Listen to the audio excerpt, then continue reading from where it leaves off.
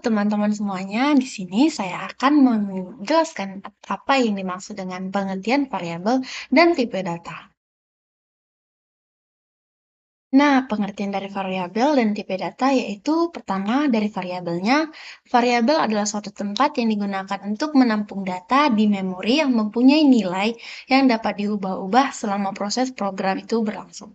Sesuai dengan namanya, isi dari variabel bisa berubah dari waktu ke waktu, tergantung kebutuhan atau keperluannya. Ini berbeda dari konsep konstanta yang nilai tersebut akan tetap tidak bisa diubah sepanjang kode program berlangsung. Nah, yang kedua itu tipe data. Tipe data adalah sebuah komponen dari potongan data yang memberikan sinyal pada komputer terkait cara mengartikan data tersebut. Hasil tafsir dari tipe data tersebut akan memastikan bahwa proses pengumpulan datanya menggunakan format serta nilai yang sesuai dengan keinginan. Singkatnya, tipe data ini digunakan untuk menentukan nilai suatu objek yang terdapat dalam suatu sistem pemrograman.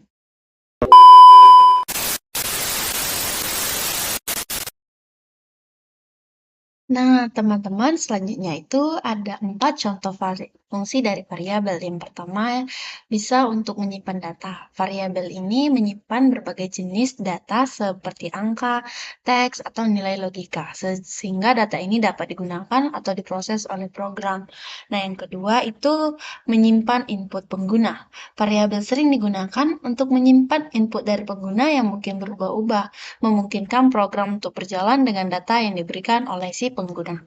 Yang ketiga, mendukung perhitungan atau logika. Dalam program, variabel memungkinkan kita menjalankan operasi matematika atau logika berdasarkan nilai yang berubah-ubah, seperti menghitung total harga, hasil kuadrat, dan lainnya.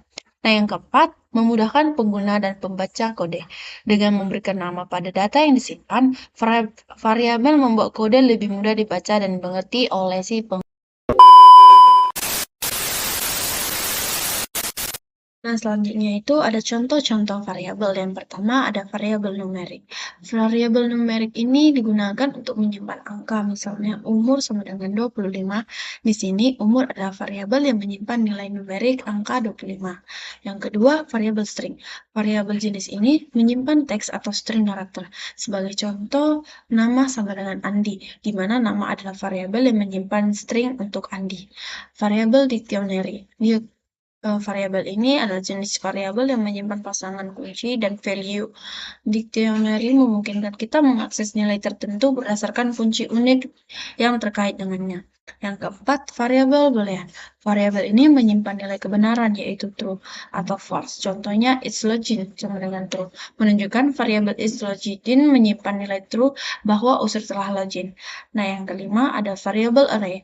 Array adalah variabel yang dapat menyimpan banyak nilai dalam satu variabel. Contoh angka 1, 2, 3, 4, dan 5. Di sini angka adalah array yang menyimpan 5 nilai numerik, yaitu 1, 2, 3, 4, dan 5. Yang terakhir, variabel integer. Variabel integer adalah variabel yang digunakan untuk menyimpan nilai bilangan bulat, baik positif, negatif, atau 0. Dalam pemrograman, bilangan bulat adalah angka tanpa koma, desimal, atau pecahan. Di berbagai bahasa pemrograman, integer sering digunakan untuk menghitung matematika, perhitungan, atau penanda pada suatu program yang dimaksud dengan flag.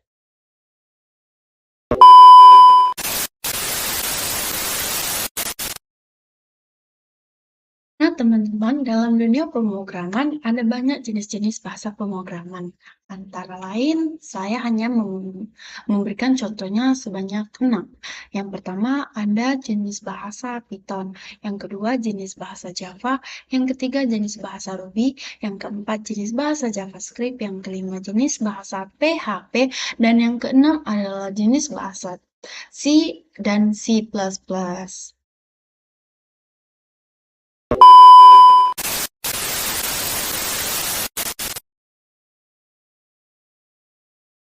Selanjutnya, dalam Selanjutnya itu merupakan suatu aturan dalam penulisan variabel. Terdapat 8 aturan dalam penulisan variabel.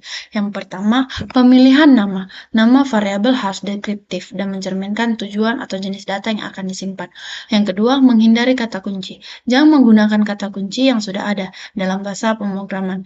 Yang ketiga, case sensitivity. Sebagian besar bahasa pemrograman membedakan huruf besar dan kecil. Yang keempat, menghindari angka di awal. Meskipun angka dapat dipakai dalam nama variabel, namun tidak boleh diletakkan di awal nama. Yang kelima, konsistensi dalam gaya penulisan. Gunakan gaya penulisan yang konsisten seperti camel case. Misalnya total harga atau snack underscore case. Misalkan juga total underscore harga. Nah, yang ke-6, panjang nama variabel. Nama variabel harus cukup panjang untuk menjelaskan fungsi, tetapi tidak terlalu panjang sampai sulit dibaca dan dipahami.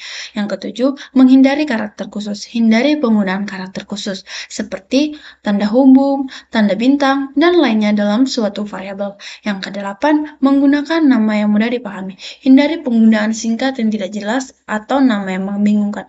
Nama variabel harus dengan mudah memberikan petunjuk tentang isinya.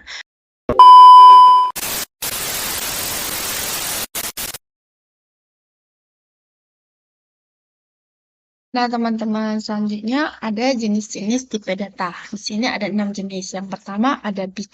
Tipe bit biasa digunakan pada saat kita bekerja dengan data stream pada file maupun jaringan. Yang kedua ada tipe sort. Tipe sort sangat umum digunakan pada komputer yang berkapasitas 16 bit. Yang ketiga, in. Tipe in termasuk tipe yang sangat sering dipakai saat ini karena mempresentasikan angka dalam program. Yang keempat, long. Tipe long bisa digunakan saat nilainya berada di luar kapasitas rentan. Tipe in karena tipe long punya range sangat tinggi dibandingkan tipe data lainnya.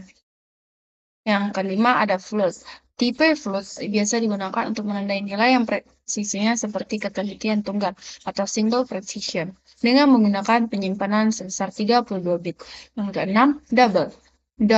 Tipe double memiliki tingkat ketelitian secara ganda atau double precision dengan menggunakan ruang penyimpanan 64 bit dalam penyimpanan untuk nilainya.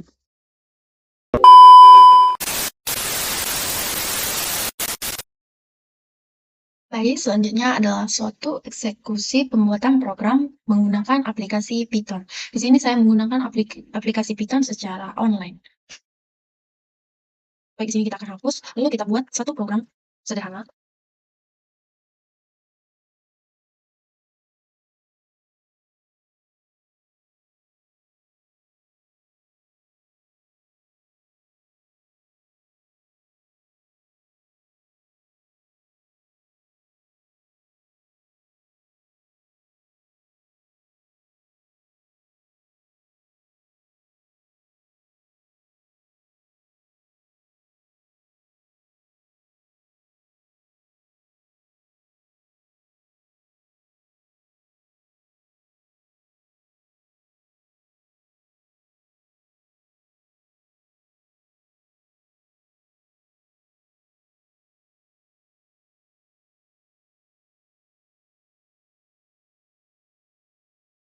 Nah, jadi setelah kita buat satu program menggunakan variabel, di sini adalah hasilnya.